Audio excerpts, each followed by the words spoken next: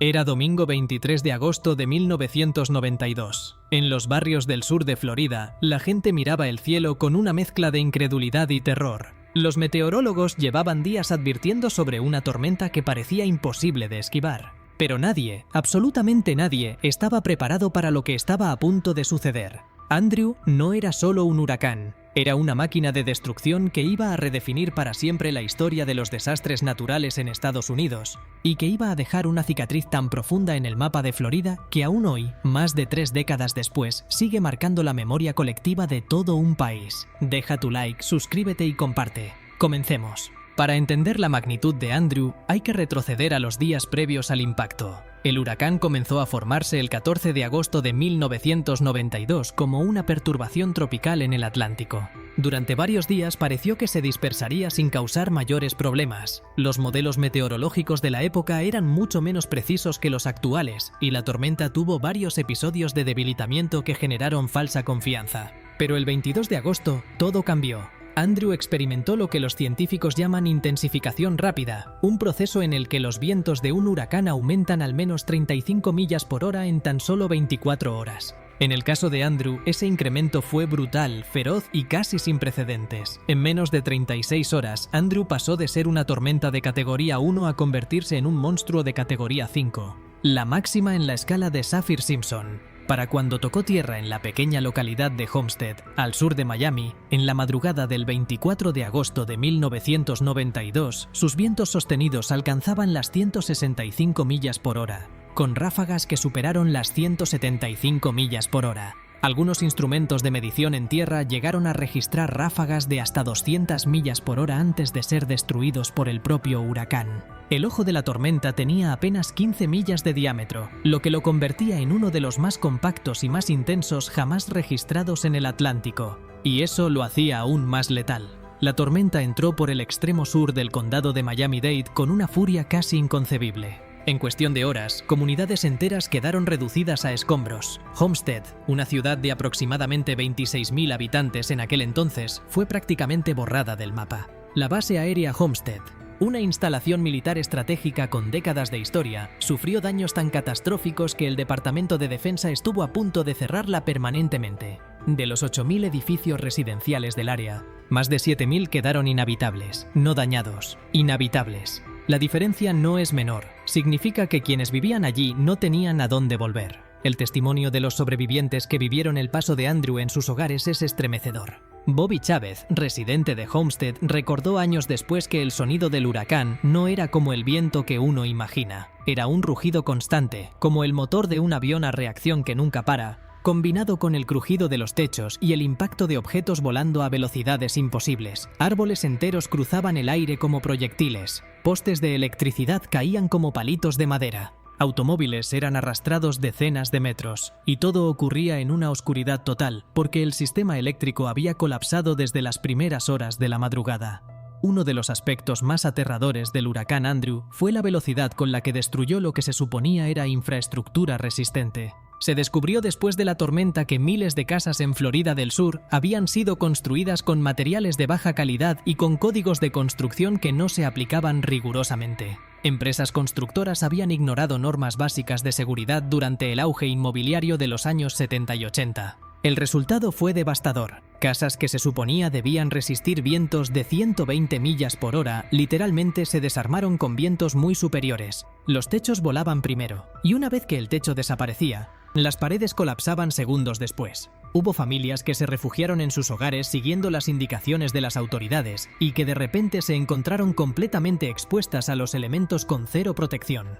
Los números finales del huracán Andrew son difíciles de procesar. 65 personas murieron directamente como consecuencia de la tormenta, aunque estimaciones más amplias elevan esa cifra a más de 175 si se cuentan las muertes indirectas en los meses posteriores. Más de 175.000 personas quedaron sin hogar en Florida. Aproximadamente 125.000 viviendas fueron destruidas o sufrieron daños mayores. El costo total de los daños fue de aproximadamente $27.300 millones de 1992, una cifra que en dólares actualizados supera los 55.000 millones. Andrew se convirtió en el desastre natural más costoso de la historia de Estados Unidos en ese momento, un récord que mantendría durante 11 años. hasta que el huracán Katrina lo superó en 2005. La respuesta al desastre fue caótica y, en muchos aspectos, vergonzosa para las autoridades. El gobierno federal tardó días en reaccionar con la fuerza necesaria. Kate Hale, directora de manejo de emergencias del condado de Miami-Dade, pronunció el 27 de agosto de 1992 una de las frases más famosas en la historia de los desastres naturales en Estados Unidos. En una conferencia de prensa, visiblemente agotada y desesperada, gritó ante las cámaras: ¿Dónde diablos está la caballería? Para aquellos que no saben, la situación del sur de Florida es desesperada.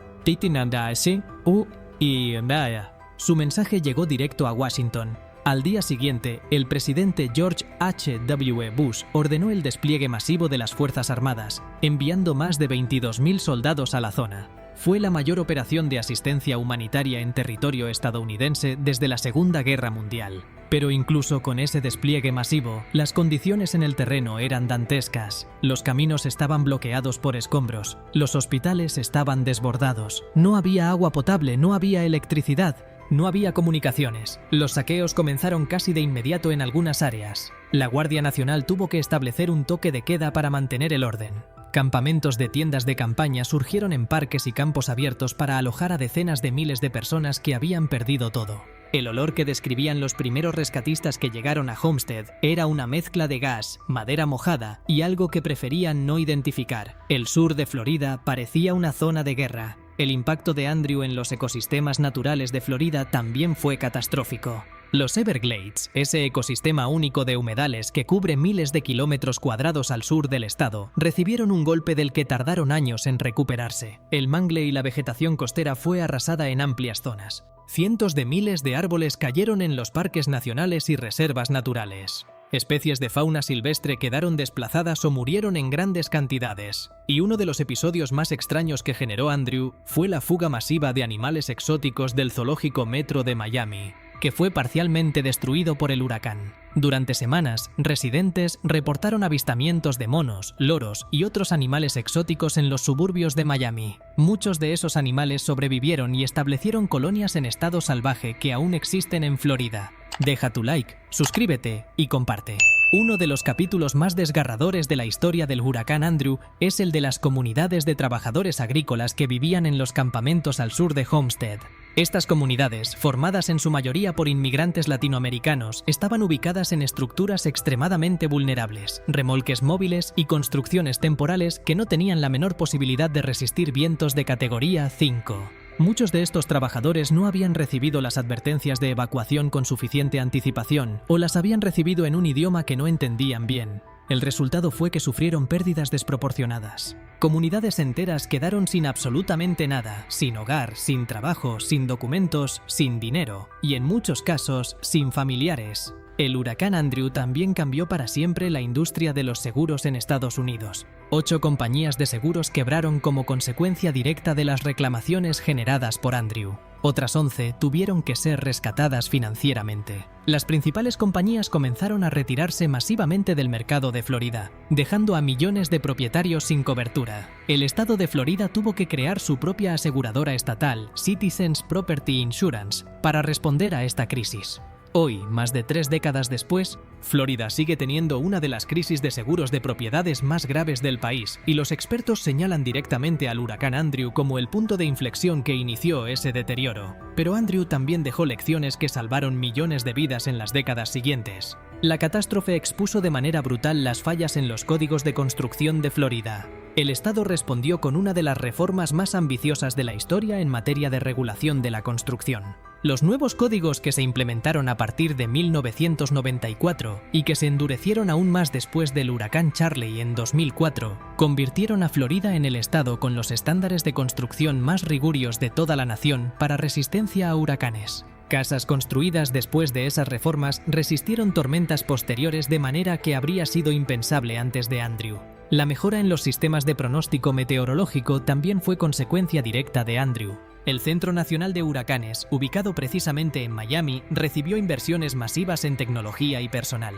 Los modelos de predicción se refinaron, los protocolos de alerta temprana se redefinieron, el sistema de categorías de huracanes fue revisado y la cultura de la evacuación en Florida cambió radicalmente. Si antes muchos residentes ignoraban las órdenes de evacuación considerándolas exageradas, después de Andrew la palabra evacuación empezó a tomarse muy en serio. Hoy, el área de Homestead y el sur de Miami-Dade se ha reconstruido completamente. De hecho, la población del sur de Florida creció exponencialmente en las décadas posteriores a Andrew, impulsada en parte por precios inmobiliarios más bajos en la zona afectada. La base aérea Homestead fue parcialmente reconvertida y sigue operando. Los barrios que fueron arrasados fueron reconstruidos, muchos de ellos con estándares mucho más altos. Hay parques, placas conmemorativas y memoriales que recuerdan lo que ocurrió aquí en agosto de 1992. Pero para quienes lo vivieron, ningún memorial es necesario. La memoria de Andrew está grabada a fuego en cada persona que pasó esa noche aterrorizada, mientras el mundo a su alrededor se desmoronaba. Andrew también tuvo un impacto político significativo. La desastrosa respuesta inicial del gobierno federal contribuyó a alimentar el descontento con la administración Bush, que ya enfrentaba críticas por la situación económica del país. Algunos analistas señalan que la imagen de un gobierno incapaz de responder a tiempo a una tragedia de esta magnitud influyó en el resultado de las elecciones presidenciales de noviembre de 1992, en las que Bush fue derrotado por Bill Clinton. La gestión de desastres naturales nunca volvió a ser un tema menor en la política estadounidense. El huracán Andrew nos enseña algo fundamental sobre la naturaleza humana, que tendemos a subestimar los riesgos hasta que es demasiado tarde.